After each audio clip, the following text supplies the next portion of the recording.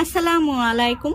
তো বন্ধুরা, আজকে আমি মাত্র একটি ডিম দিয়ে দারুণ মজার নরম তুলতুলে ভ্যানিলা স্পঞ্জ কেক তৈরি করে দেখাবো, একদম সহজে যে কেউ বানিয়ে নিতে পারবেন। তো চলুন শেষ পর্যন্ত ফুল রেসিপিটা দেখতে থাকুন। তো দেখুন, এখানে আমি একটি মিক্সিং বোল নিয়েছি, আর দেখুন আমি একটি ডিম নিয়েছি। তো আজকের কেকটা আমি মাত্র একটি ডিম দিয়েই বানিয়ে দেখাবো। তো প্রথমে আমি ডিমটা ফাটিয়ে নিচ্ছি, দিয়ে দিচ্ছি স্বাদ মতো লবণ। তারপরে দেখুন এখানে আমি হাফ কাপ চিনি গুঁড়ো করে নিয়েছি। চিনিটা গুঁড়ো করে নিলে খুব তাড়াতাড়ি মিশে যায়। দেখুন এবার আমি একটি হ্যান্ডউইচ নিয়েছি, এই হ্যান্ডউইচ দিয়ে ডিম, চিনি আর লবণটাকে খুব ভালো করে আমি ফেটে নেব। দেখুন খুব সুন্দর করে আমি ফেটে নিয়েছি, এই দেখুন। এবার এর মধ্যে আমি দিয়ে দিচ্ছি সাদা তেল, এই চামচের 2 চামচ দিয়ে দেব। আবারও আমি তেলটা সমেত খুব ভালো করে ফেটে নেব, যাতে তেলটা খুব সুন্দরভাবে মিশে যায়।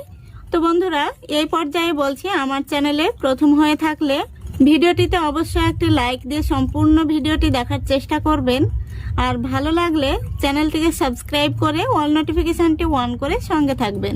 দেখুন খুব সুন্দরভাবে তেলটা মিশে গেছে। এবার এর মধ্যে আমি দিয়ে দিচ্ছি তরল দুধ। এখানে আমি হাফ কাপ তরল দুধ নিয়েছি, এখন আমি অর্ধেকটা দিচ্ছি আর বাকি অর্ধেক রেখে দিচ্ছি, এটা আমি পরে ব্যবহার করব। আর দিয়ে দিচ্ছি 3 থেকে 4 ফোঁটা ভ্যানিলা এসেন্স। আপনাদের হাতের কাছে ভ্যানিলা এসেন্স না থাকলে আপনারা এলাচ গুঁড়ো দিয়ে নেবেন। আবারও আমি খুব সুন্দরভাবে দুধ আর ভ্যানিলা এসেন্স মিশিয়ে নিচ্ছি। দেখুন খুব সুন্দরভাবে মিশে গেছে। এবার আমি দিয়ে দিচ্ছি 1 কাপ ময়দা। ময়দাটা আমি আগে থেকে চেলে নিয়েছি, আপনারা অবশ্যই চেলে নেবেন। আর 2 চামচ দিয়ে দিচ্ছি ময়দা। তো বন্ধুরা, আজকের কেকটা আমি 1 কাপ ময়দা আর 2 চা চামচ ময়দা দিয়ে বানিয়ে দেখাবো। তো দেখুন এবার আমি খুব ভালো করে মিশিয়ে নেব। হ্যান্ডউইচটা এইভাবে একটা সোজাতেই ঘোরাতে হবে, 2 দিকে ঘোরাতে যাবেন না, নইলে দলা পেকে যাওয়ার সম্ভাবনা থেকে যাবে। দেখুন আমি যে বাকি দুধটা রেখেছিলাম, সেই দুধটা আমি এখন অল্প অল্প করে দেব আর সুন্দর করে একটি ব্যাটার তৈরি করে নেব। দেখুন খুব সুন্দরভাবে আমি ব্যাটারটা তৈরি করে নিয়েছি, এই দেখুন।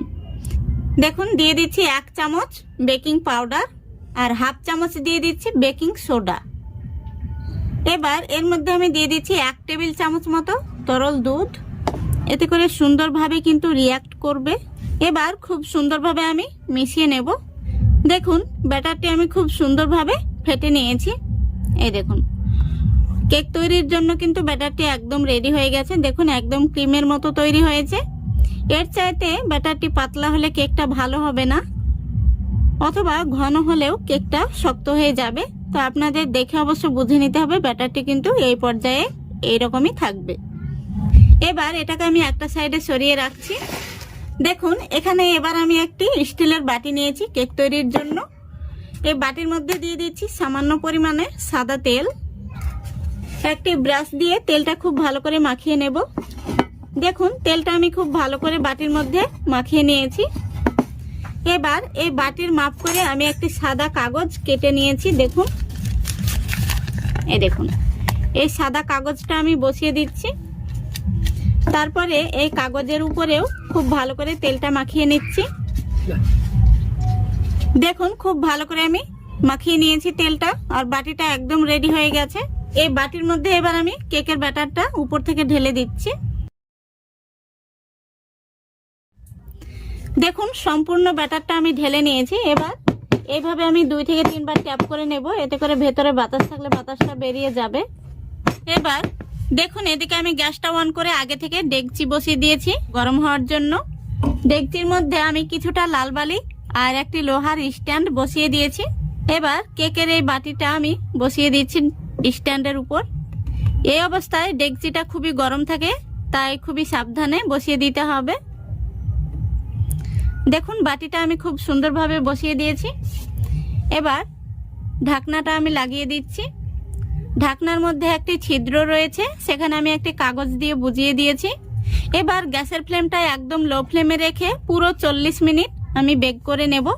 তো 40 মিনিট বেক করলে কিন্তু কেকটা খুব সুন্দরভাবে হয়ে যাবে। ফিরে আসছি 40 মিনিট পর। তো বন্ধুরা পুরো 40 মিনিট হয়ে গেছে। এবার আমি ঢাকনাটা খুলে দেখে নেব কেকটা কেমন হয়েছে। তো দেখুন কেকটা কতটা ফুলে উঠেছে। এবার আমি একটি কাঠি দিয়ে দেখে নেব কেকটা ভেতর থেকে হয়েছে কিনা। দেখুন কাঠিটা একদম পরিষ্কার বেরিয়েছে, তার মানে কেকটা পারফেক্ট হয়েছে। এবার আমি গ্যাসটাকে অফ করে দিচ্ছি। তারপরে দেখুন আমি কেকের বাটিটা বের করে নিচ্ছি। বাটিটা আমি এইভাবে বের করে কিছুটা ঠান্ডা করে নেব, তারপরে আপনাদের দেখাচ্ছি। দেখুন বন্ধুরা কেকটাকে আমি কিছুটা ঠান্ডা করে নিয়েছি। এইভাবে কিন্তু হাত দিয়ে একটু টান দিলেই কেকটা দেখুন সাইডটা আলগা হয়ে যাচ্ছে। কেকটাকে আমি একটি থালার মধ্যে বের করে নিচ্ছি। দেখুন কত সহজে কেকটা বের হয়ে চলে এলো। আমি যে কাগজটা দিয়েছিলাম সেই কাগজটা তুলে নিচ্ছি। কেকটা আমি আপনাদের কাছে থেকে দেখিয়ে দিচ্ছি। দেখুন, আশা করি দেখে আপনারা বুঝতে পারছেন কতটা নরম তুলতুলে হয়েছে আর কতটা স্পঞ্জি হয়েছে। দেখুন কেকটা আমি আপনাদের কেটেও দেখিয়ে দিচ্ছি।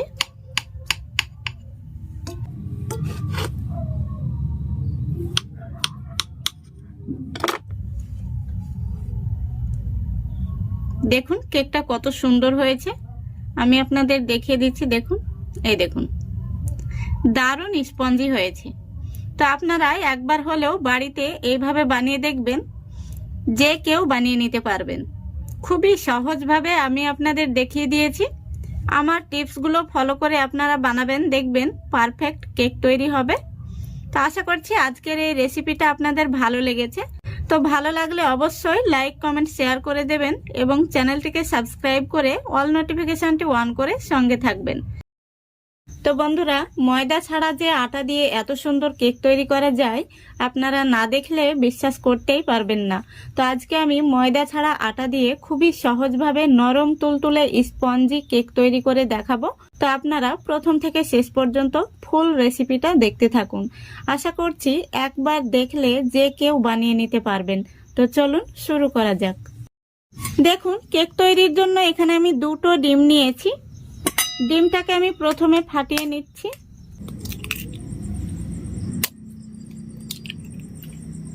এবার ডিমের মধ্যে দিয়ে দিচ্ছি স্বাদ মতো লবণ।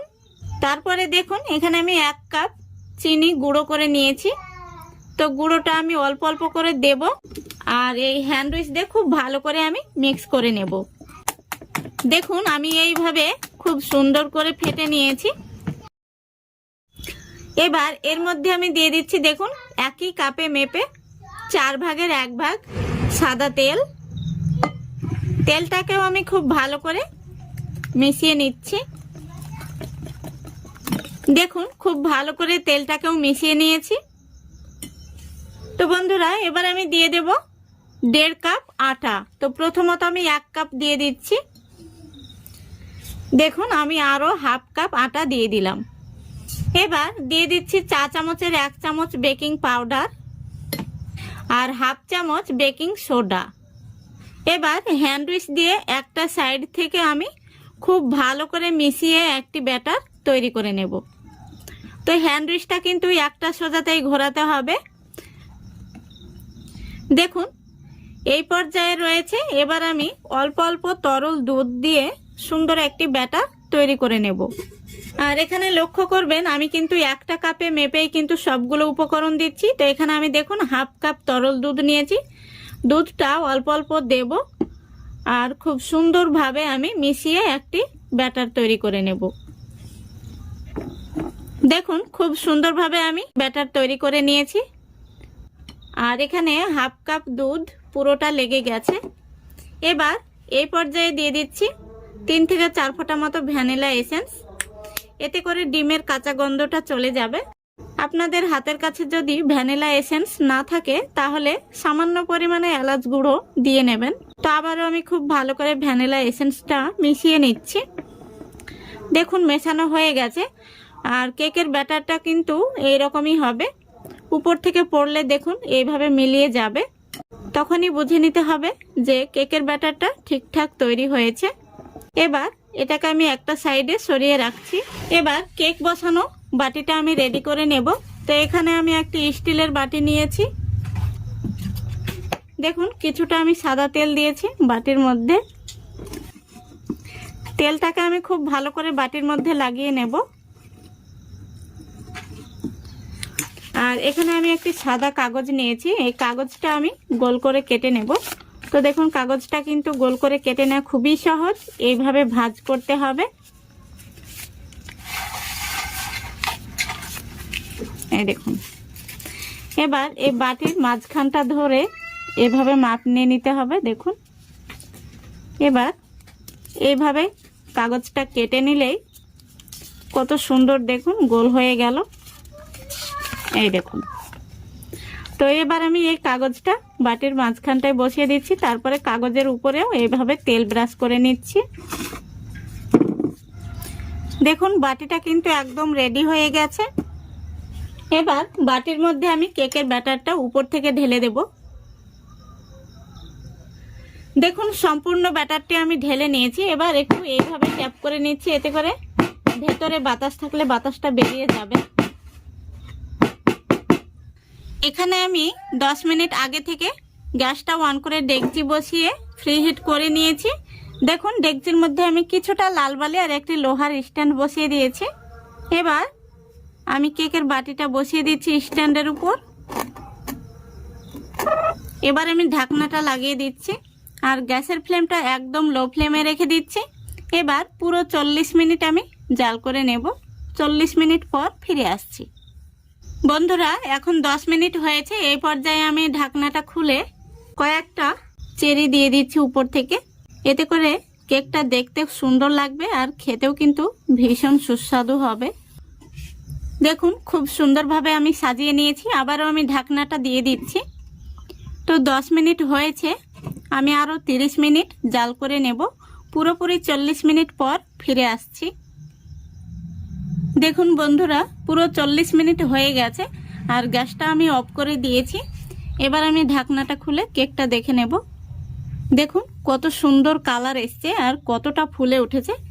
এবার আমি একটি কাঠি নিয়েছি, এই কাঠি ঢুকিয়ে দেখে নেব ভেতর থেকে কেকটা কেমন হয়েছে। দেখুন কাঠিটা একদম পরিষ্কার বেরিয়েছে, তার মানে কেকটা খুব সুন্দরভাবে হয়ে গেছে। এবার কেকের বাটিটা আমি নামিয়ে ঠান্ডা করে নেব, তারপরে আপনাদের দেখাচ্ছি। দেখুন বন্ধুরা কেকটা আমি কিছুটা ঠান্ডা করে নিয়েছি, এখনো কিন্তু পুরোপুরি ঠান্ডা হয়নি। তো আমি একটা ছুরি দিয়ে কেকটা সাইডটাকে ছাড়িয়ে নিচ্ছি। এবার আমি একটি থালার মধ্যে কেকটাকে বের করে নিচ্ছি।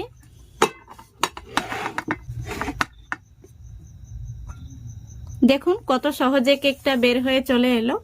আমি যে কাগজটা দিয়েছিলাম সেটা বের করে নিচ্ছি। দেখুন কেকটা কতটা গরম রয়েছে, কিন্তু এখনো ধোয়া উঠছে। তো অনেকটাই রাত্রি হয়ে গেছে আমার এই ভিডিওটি বানাতে গিয়ে, সেজন্য আমি কেকটা বের করে নিলাম। দেখুন দারুণ হয়েছে কিন্তু কেকটা আমি আপনাদের কেটেও দেখিয়ে দিচ্ছি।